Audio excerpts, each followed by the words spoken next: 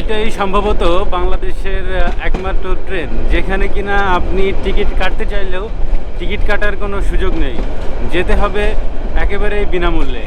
আসসালামু আলাইকুম, কেমন আছেন সবাই? আশা করি সবাই ভালো আছেন। তো সকাল থেকে আমি চিটাগাংয়ের বিভিন্ন স্থান ঘুরছিলাম। তো ঘোরার পরে আমি সকালে জেনে গিয়েছিলাম যে দুপুর 2টা 50-এ এই স্টেশন থেকে হচ্ছে চিটাগাং ইউনিভার্সিটি গামী যে শাটল ট্রেনটা আছে সেই ট্রেনটা ছেড়ে যায়। তো আমি এখন এই শাটল ট্রেনে করে যাব চিটাগাং ইউনিভার্সিটিতে।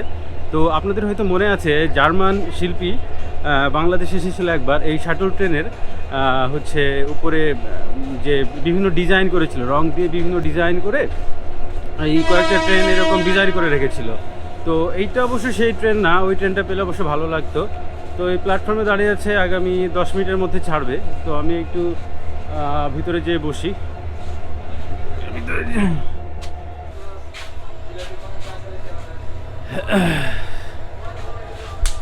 তো উঠে বসলাম এখন এই ট্রেনে।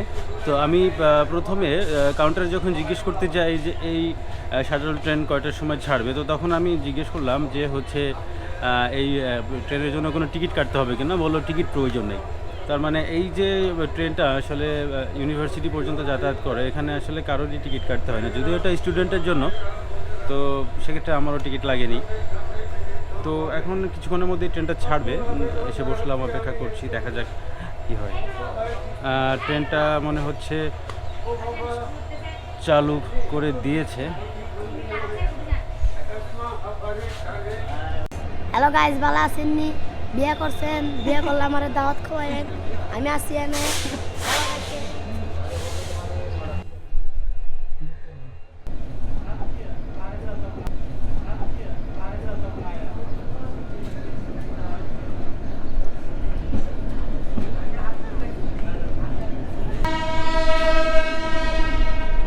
তো যথারীতি ট্রেনটা ছেড়ে দিয়েছে।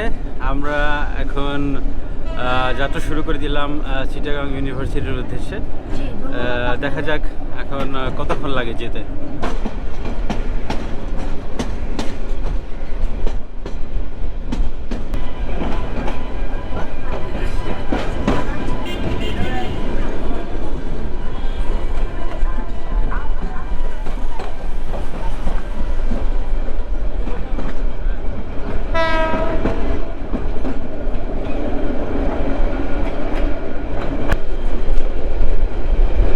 এটাই সম্ভবত বাংলাদেশের একমাত্র ট্রেন যেখানে কিনা আপনি টিকিট কাটতে চাইলেও টিকিট কাটার কোনো সুযোগ নেই, যেতে হবে একেবারে বিনামূল্যে।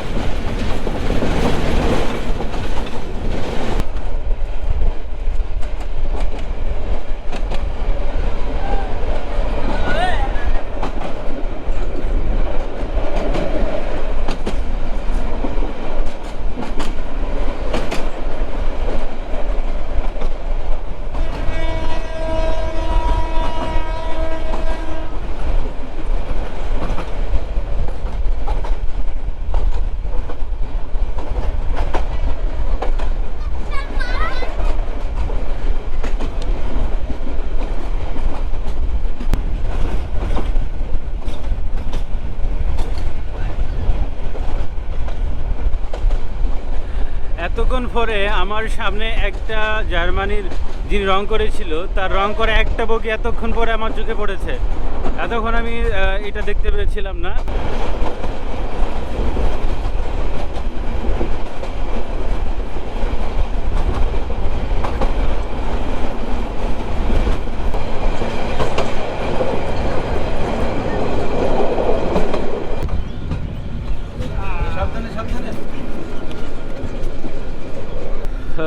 তো অবশেষে চলে আসছি চিটাগাং ইউনিভার্সিটির মধ্যে।